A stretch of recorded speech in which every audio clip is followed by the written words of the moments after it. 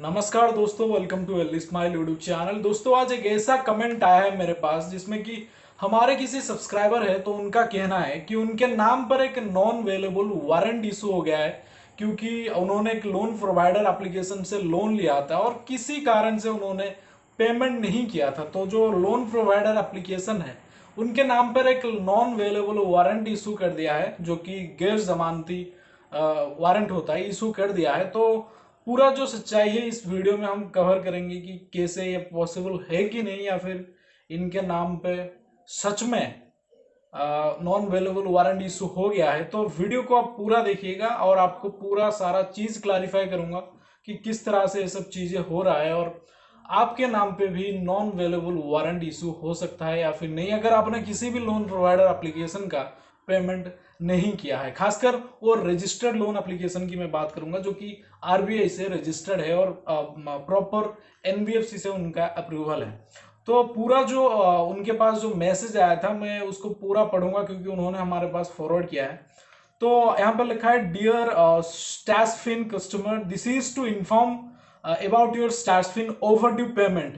We have taken legal action against you and summon, जो court का समन होता है, समन issued from High Court, legal case under section 138C of Negotiable Instrument Act 1881 and read with payment and settlement filed against you, and it is lined up for hearing on 15th March 2021 at 11 am. Please appear along with your lawyer. A non-violable warrant will be issued and passport shall be impounded. Metropolitan magistrate, पता नहीं इनका मतलब spelling वगैरह बहुत ज़्यादा unique है या फिर इनको पता ही नहीं है लिखना। हाँ, magistrate court Nampally, criminal court road, Devigarh, Red Hills, Hyderabad, Telangana. Kindly note, if you want to settle before court given date then contact in this number. इनका कहना है कि आप अगर सेटलमेंट करना चाहते हैं हियरिंग डेट से पहले, आपका कोर्ट में हमने समन इशू कर दिया है, मतलब कोर्ट से आपको समन आने वाला है जो कि under section 138C negotiable instrument act 1881 के तहत।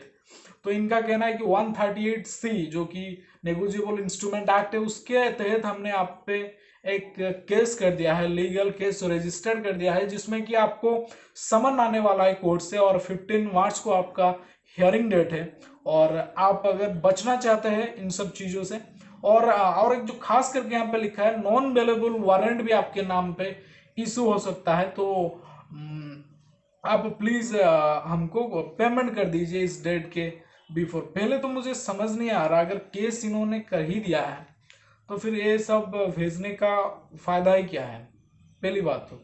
हाँ, तो अगर यहाँ पे लिखा है कि हम केस कर दिए हैं 138C जो कि नेगोशिएबल इंस्ट्रूमेंट एक्ट 1881 होता है। पहले अगर बात करूं मैं जो केस की, जो 138C होता है नेगोशिएबल इंस्ट्रूमेंट एक्ट 1881, तो इसका मीनिंग है कि अगर आपने किसी भी बैंक और एनबीएफसी से लोन लिया है और आपने चेक प्रोवाइड किया है उन सब लोन एप्लीकेशन को, या लोन एप्लीकेशन तो नहीं, खास करके बैंक्स को या फिर किसी भी बड़ी एनबीएफसी कंपनी को, अगर लोन अमाउंट बहुत बड़े बड़े केसेस में या फिर बाइक मतलब सिक्योर लोन में भी ज़्यादातर ऐसा होता है, फिर अनसिक्योर लोन में भी वो आपको चेक साइन करके लेते हैं। अगर आपके अकाउंट में पैसे नहीं होंगे जब आपका डेट होगा पेमेंट का, तो चेक वो लोग लगाएंगे, तो चेक ऑटोमेटिकली बाउंस होना तय है।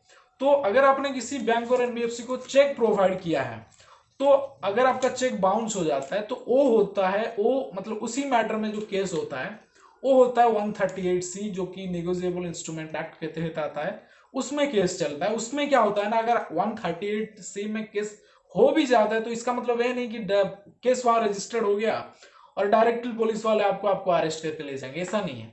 कोर्ट से एक समन आता है, तो उसी समन का आपको रिप्लाई करना है, मतलब उसी डेट में आपको पहुंच जाना है कोर्ट में।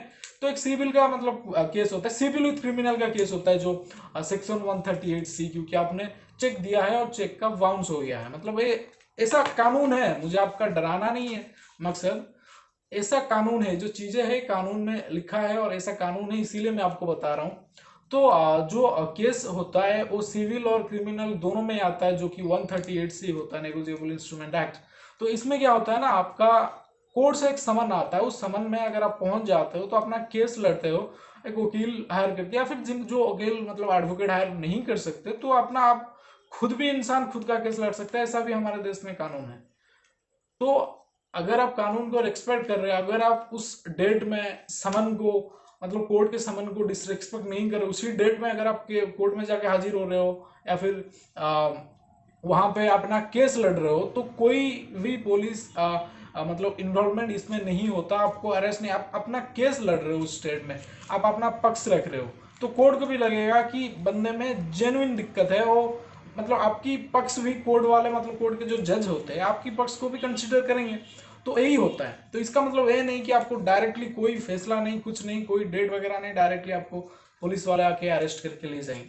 बट इन्होंने जो नोटिस यहाँ पे भेजा है, मतलब जो मैसेज भेजा है, हालांकि मैंने इसको पेपर में नोट कर लिया था, जो आया था ये व्हाट्सएप में इन्होंने फॉरवर्ड किया था उनके किसी कस्टमर को, तो इनका इसी मैसेज में इन्होंने पूरा सजा ही दे दिया है, जो कि नॉन वेलेबल वारंट, मतलब कानून को अपने हाथ में ले लिया है।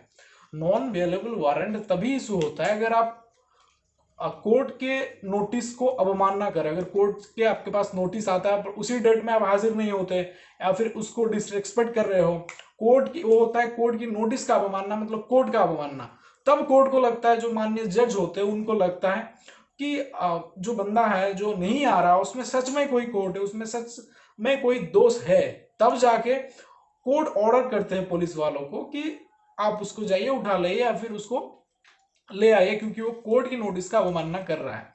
तो वो उसी केस में अगर आप 1-2 दिन डेट देने के बार बार भी आप नहीं जाते, तब होता है नॉन वेलेबल वारंट इशू।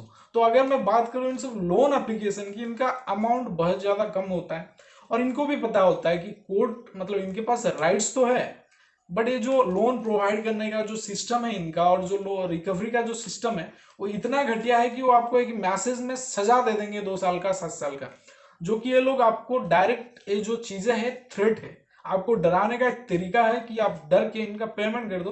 हालांकि सभी का मतलब जो भी रिकवरी का जो भी सिस्टम है वो इसी टाइप का चल रहा है आजकल हिंदुस्तान में, आपको डराना इनका पहला मतलब मकसद है।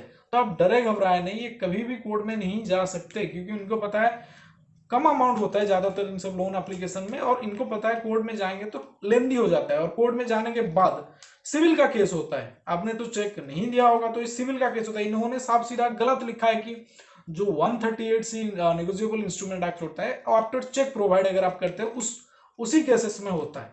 तो ये आपको 420 का केस आपके ऊपर करने के लिए दावा करते हैं, जो सेक्शन 25, सेक्शन 138, सेक्शन 406, जो सभी जो चीजें हैं ये आपको इलीगली आपको डराने के लिए, आपको थ्रेट देने के लिए, आपको मानसिक दबाव डालने के लिए आपके पास भेजते हैं, जो कि ये नहीं कर सकते, इनके पास राइट्स नहीं है।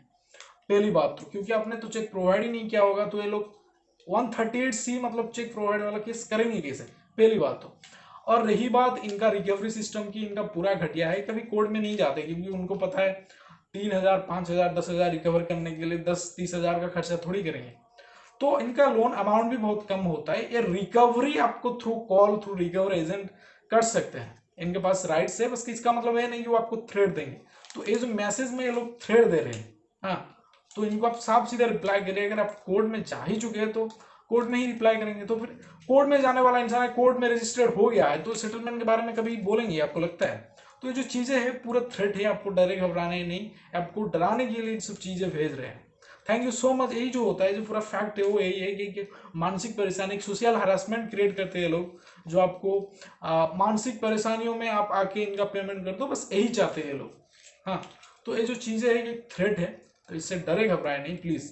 Thank you so much for watching this video. Love you all. जय हिंद, जय भारत।